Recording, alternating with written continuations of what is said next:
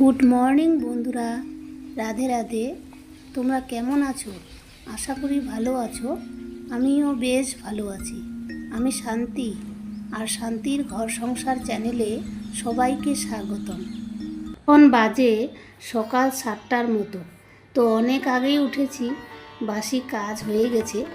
এখন যে তোমরা মাছ দেখতে পাচ্ছ, সেগুলো তোমাদের দাদাভাই বাজার করে নিয়ে আসছে। সেগুলোই ভালো করে ধুয়ে নিচ্ছি। তারপর এই যে দেখো, ধোয়া হয়ে গেছে।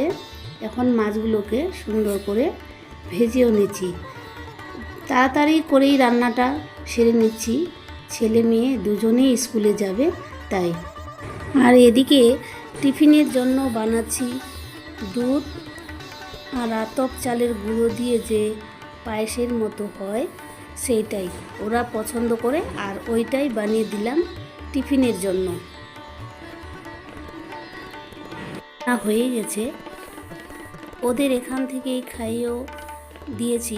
ভাত, মাছ ভাজা, আলু সয়াবিন দিয়ে একটা তরকারি, আর বেগুন ভাজা, সঙ্গে পায়েসে চিনি মিশিয়েছি, শেষে ওটা দেখালাম না। খাইয়ে স্কুল পাঠিয়ে দিয়েছি। তারপরে আমরাও খাওয়া দাওয়া করে নিয়েছি। তো এখন থালা বাসন নিয়ে মাজতে বসে গেছি। আর দেখো কত থালা বাসন। তো বলাই হয়নি আমাদের ফ্যামিলিতে কতজন থাকি। তো আমরা থাকি 4 জন, আমি, আমার হাজব্যান্ড, আমাদের 2 ছেলে মেয়ে, মোট 4 জন সদস্য, ছোট্ট ফ্যামিলি। প্রতিদিন আমি এইভাবেই থালা বাসন মেজে রোদ্রে উবুড় করে শুকোতে দিই। জল থাকলে সবটাই নিংড়ে যায়। সুন্দর করে শুকিয়ে গেলে কিছুক্ষণ পরে রান্নাঘরে গুছিয়ে রাখি। এখন চলে আসলাম এই যে কাপড় কাচতে। তো আমার কিছু প্রতিদিনই অনেক কাপড় বের হয়। ছেলে মেয়েদের অনেক কাপড় কাচার থাকে। ছেলে ছোট, তো সে খেলাধুলা করে নোংরা করে রাখে, তাই প্রতিদিন সাবান সার্ফ দিয়ে ধুতে হয়। আর কিছুক্ষণ পর ছেলে চলে আসবে। ছেলেকে তাড়াতাড়ি ছুটি দিয়ে দেয়। সে অনেক ছোট, প্রথম 3.5 বছর বয়সে ভর্তি করিয়েছি। আর মেয়ে স্কুল থেকে বাড়ি আসবে বিকেল 4টার সময়।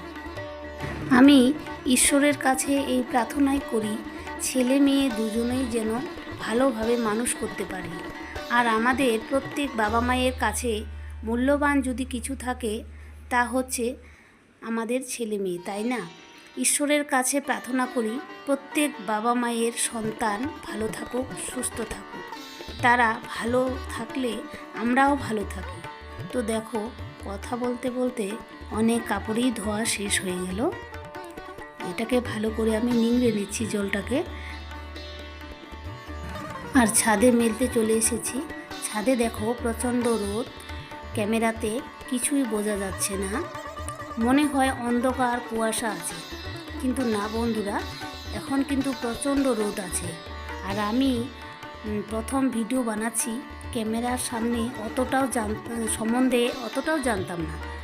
এটা কিন্তু আমার আগের ভিডিও করা ছিল। পরে জেনেছি যখন ক্যামেরা করব, তো ছবিতে ক্লিক করলে যে লাইটের মতো অপশন আসে, সেইটা ধরে টেনে উপরে উঠালেই অন্ধকার জায়গাতেও পরিষ্কার লাইট আসে। তাই এখন ভিডিওতে লাইটও ভালো আসে।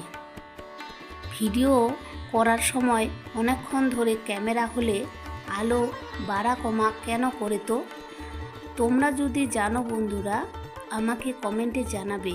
আমি যদি এই সমস্যার সমাধান করতে পারি।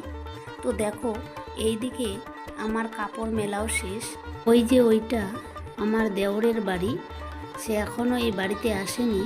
তো এখন থেকে বাড়িটা ছাদ সেট করছে। আমি এখন নিচে চলে আসলাম। দেখো, রাত্রে মাংস রান্না।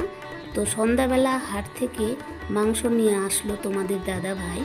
জানো তো, আমাদের এইখানে সপ্তাহে 2 দিন হাট হয়, মঙ্গলবার শুক্রবার। আর এখন বাজে রাত্রি 8টা। তো সন্ধ্যাবেলা ছেলে মেয়েদের পড়ালাম, তারপরে রান্না করতে আসলাম। মাংসটা যখন এনেছিল, সঙ্গে সঙ্গে কেটে ধুয়ে লবণ, হলুদ, লঙ্কা, তেল, মশলা দিয়ে ম্যারিনেট করে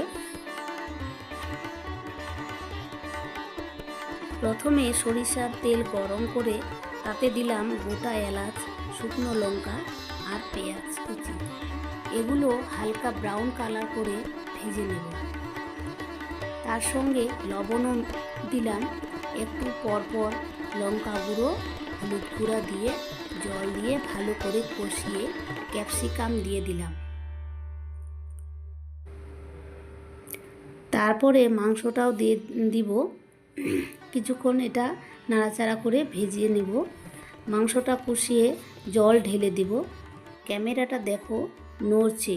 যখন আমি ক্যামেরা করছি তো এক হাতে ক্যামেরা ধরেছি আর এক হাত দিয়ে রান্না করছি, তাই ক্যামেরাটা তারপরে প্রেসার কুকারে কিছুক্ষণ পরে ঢেলে দিব। সেটা ঢেলে দিয়ে সেদ্ধ করতে দিব। দিয়ে 6 থেকে 7টা সিটি দিয়ে নামিয়ে নেব। তো বন্ধুরা, ভিডিওর কোনো অংশ যদি তোমাদের ভালো লেগে থাকে তো প্লিজ চ্যানেলটাকে সাবস্ক্রাইব করে দিও আর একটি লাইক করে দিও। যদি কোনো ভুল ত্রুটি হয়ে থাকে অবশ্যই কমেন্টে জানাবে। তো আমি আজকের মতো এখান থেকে বিদায় নিচ্ছি। তোমরা সবাই ভালো থেকো, সুস্থ থেকো। দেখা হচ্ছে নেক্সট ব্লগে। আর দেখো মাংসটা কি সুন্দর কালার হয়েছে। তো মাংসটা দেখতে যেমন হয়েছিল, খেতেও কিন্তু খুব সুন্দর হয়েছিল। আর এখন আমি ধনেপাতা দিয়ে মাংসটা নামিয়ে নিব। তারপরে আমার এখান থেকেই ভিডিও শেষ। তো দেখা হচ্ছে পরের ব্লগে। টাটা।